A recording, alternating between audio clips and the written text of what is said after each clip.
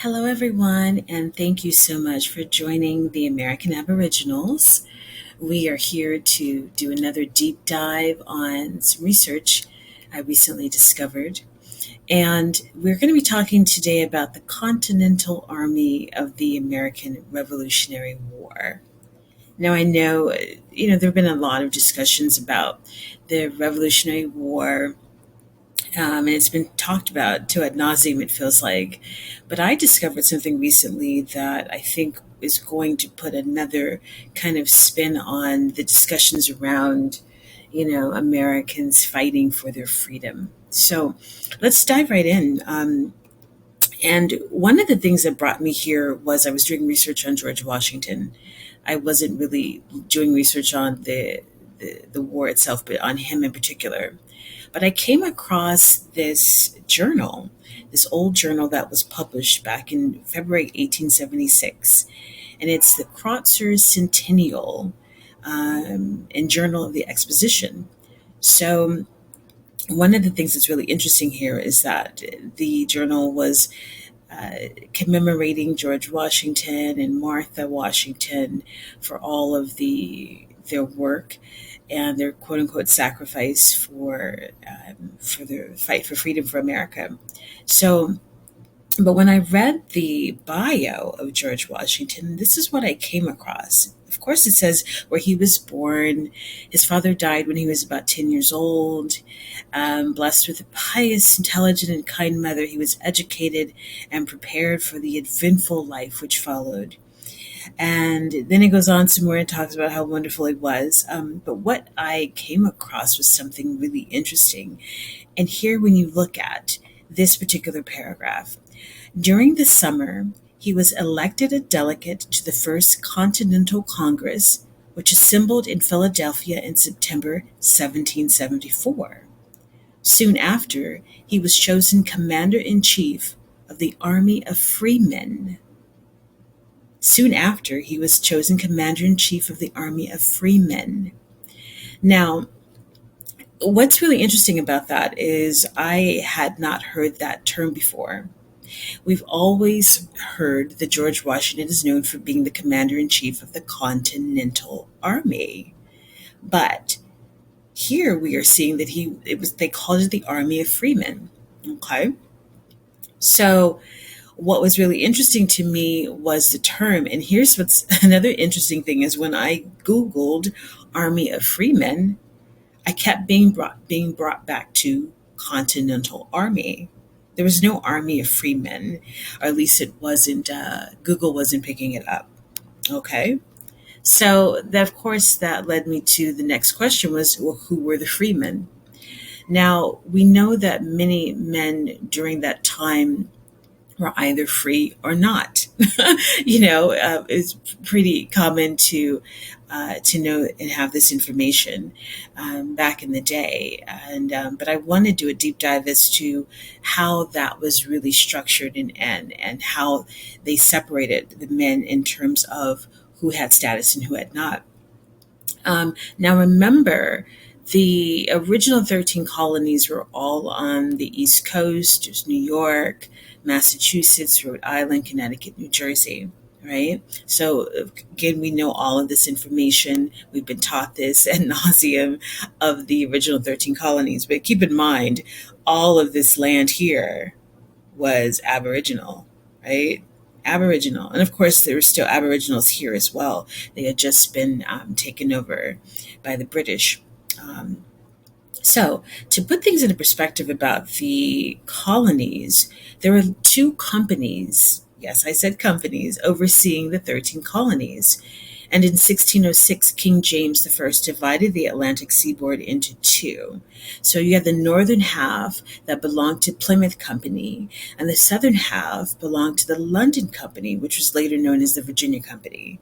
So keep that in mind. You literally have companies overseeing the colonies. It wasn't that, men were just sailing over and they just found a plot of land and they came here. It was a very orchestrated, planned, and detailed way of making sure that the colonies were being run the way the king wanted them to be run. Now, again, this is probably information that many of you already are aware of, but I think for those who are new to this and really doing deep dives, it's important to really put certain things in perspective for everyone who is new in their research. Okay, so now when we talk again about the Freemen, right? I came across another book. It's called The Burghers of New Amsterdam and the Freemen of New York. Now, New Amsterdam was actually the name of New York prior to the British and what have you taking over. It actually was a Dutch colony, New Amsterdam, right? So as we do a deep dive into this, what this showed me was that, whoa, there was a documented process for how these men were going to be coming into the colonies, right? So here we have the prefatory note to the book. And then the very first paragraph is very interesting. It says, "The freedom of a city is the right of enjoying all the privileges and immunities belonging to it, to the exclusion of all who are not freemen. In cities, municipal corporations, and boroughs, it was obtained either by serving an apprenticeship for a certain time or by the payment of money in such amounts as were fixed by the corporate authorities under their charters." So, what that first paragraph is telling me basically is that if you were not a freeman, you were not going to be afforded any of the same privileges and rights as the corporate or the charter said that you were going to have. So this is really important to understand in terms of, again, defining who the freemen were and why they were afforded certain privileges, right? I kind of look at it as, getting hired at a job. You fill out all your paperwork and you turn in certain documents, and then for a period of time, you get access to all the benefits that go with working for that company. So it's very similar, isn't it? It sounds kind of familiar, right? So this was the case of the freemen in these colonies here. And let's see here in the second paragraph, it says, "In Holland and in England, or rather in Great Britain, in former days, the freedom of a city or other corporation was a most valuable and important privilege and monopoly."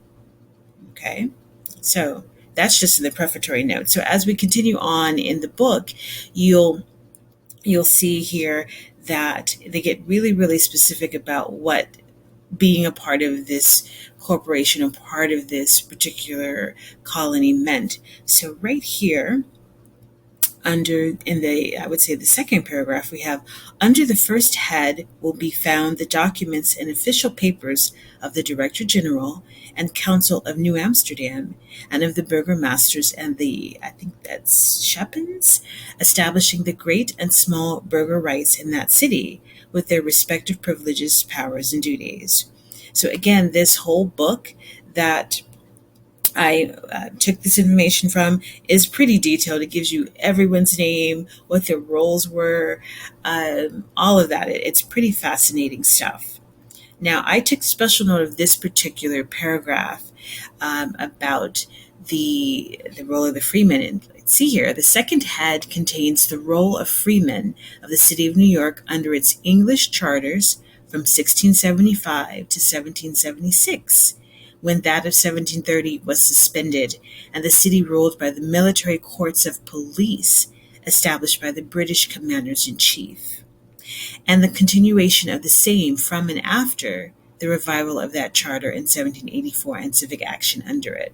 Now, I know that's a lot of wording, but basically it's saying here that in this particular document, you have the role of the freemen under their English charters, right? Okay.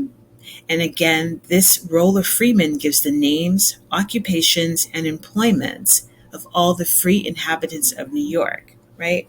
So again, why is this all important as in relation to the Continental Army? Well, like most wars, right? It's a rich man's war, poor man's fight, right? Okay. So as we continue on into this document, one of the things I wanted to say, one of the things I noted was that they kept saying corporation, corporation, corporation. And I did a search in the document and it came up over 200 times, to be exact, 231 times, right? So they were very, very specific to say that this was a corporation, right? It wasn't, again, like I said, men coming to America. Yes, they were seeking religious freedom, they were seeking a whole lot of different things, and were trying to establish themselves in the new quote unquote world.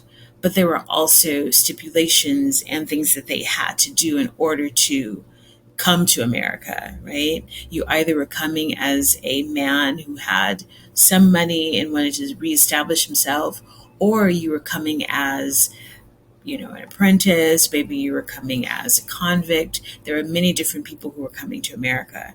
But in relation to the colonies, I just wanted to show that the men were coming for something very, very specific, right?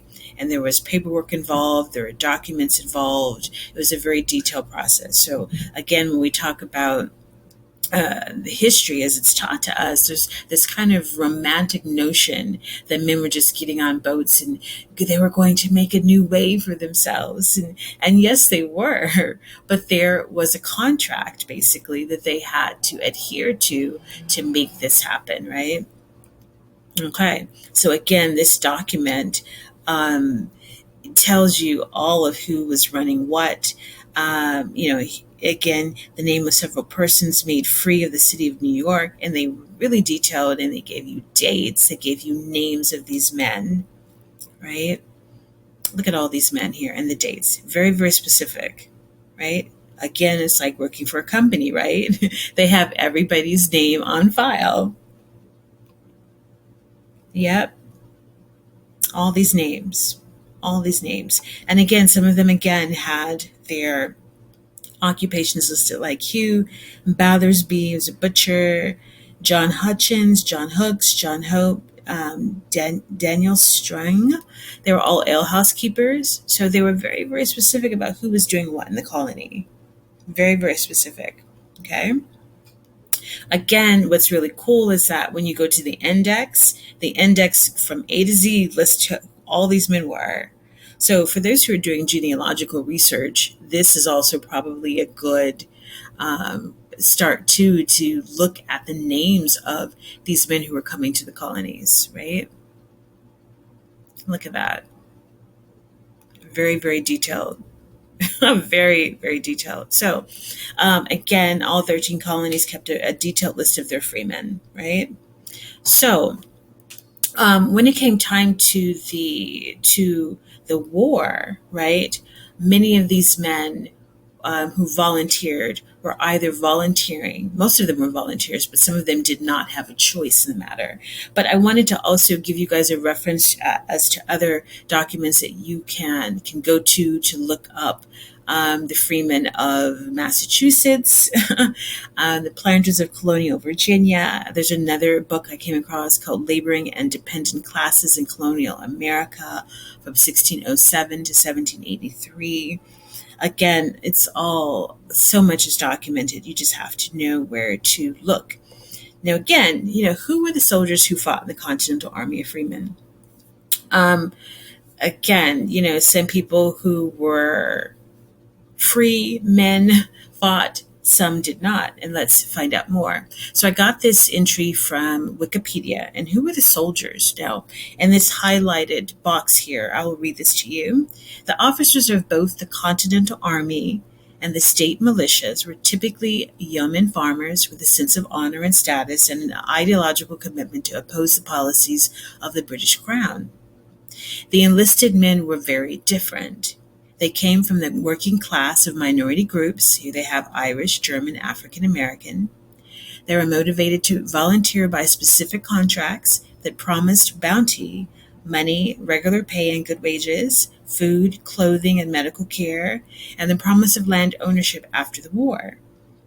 They were unruly and would mutiny if the contractual terms were not met. By 1780 to 1781, threats of mutiny and actual mutinies were becoming serious. And then it also goes on to say upwards of a fourth of Washington's army were of Irish origin, many being recent arrivals and in need of work. So let's talk about this for a minute, right? So the enlisted men were different from, of course, the officers, as you know. Most of enlisted men, even now, are doing a lot of the grunt work, right? Now, the thing about the enlisted men was they were not free, right? The ones who were doing the heavy lifting and the fighting were not free. So their incentive to fight was to get all of the privileges of freemen. Now, the reason why they speak about mutinies, and this is a whole nother video, is that some of the men begin to recognize that they were not going to get all of the things that they were promised. They were not getting paid. They were not getting, land. They were not getting certain things, right? Even though they were fighting and doing what they needed to do, they were not receiving what was promised to them. Okay. So when they talk about quote unquote minority groups, Irish, German, and African American, well, we know that the term African American wasn't used back in those days. So who are they really talking about? Probably talking about a lot of the Aboriginals, right? The Aboriginals who were already on the land, right? The Irish and the German. Now, again, when you talk about the Irish and the German, they're probably referring to many of these men who were the quote unquote convicts that they talk about, and also the white slaves that they were bringing over, which is not talked about very much when we talk about contemporary U.S. history. When they talk about slavery, they're always talking about the African slave, or maybe they're talking about the quote-unquote Indian slave, but they very rarely talk about the white slave, which is a whole nother topic, and that will be another video in the future because I think we need to do deep dives on that too. So again, these men who were fighting in the war were not even freemen. They did not have the privileges of the men that were coming over to America. And I got some of these images from illustrations and things. So this is what the men were looking like. And as you can see, they ranged from the dark Aboriginal to the kind of swarthy looking soldier to the pale skinned Brit or Dutch, and then the officers here, right? These were the men who were fighting in the war. These were the men who were promised privileges, money, rights, all of those things that freemen were getting. So what's interesting is that when I begin to really understand this and really do more research on this, I realized why in history they don't say the Army of Freemen, because now you have to have a different discussion about what that really meant. You can't have a romantic discussion about, oh, well, these men were fighting for the rights of all their countrymen. No, they weren't. They were fighting for themselves. They were fighting to keep their assets, if you will, their money, their land, their positions intact, using the Aboriginal men, the white slaves, and everyone to fight for them. Okay? And I'm not necessarily trying to stir up any discord or any kind of anti-nationalistic views, but I really want people to understand that this whole concept of fighting for freedom was not really about the freedom for the Aboriginal man, right? And it's still happening today. Happened in the Civil War, and it's happened in so many wars, but particularly the Revolutionary War, which is when things really began to get heated up. So just wanted to share that with you guys. Continue doing your research, continue reading, continue putting context to all of the history that you receive, and understanding the dynamic of what we're dealing with today, and it's still being repeated. So thank you so much for listening to this particular video, and I will be back soon with another one. Thank you guys.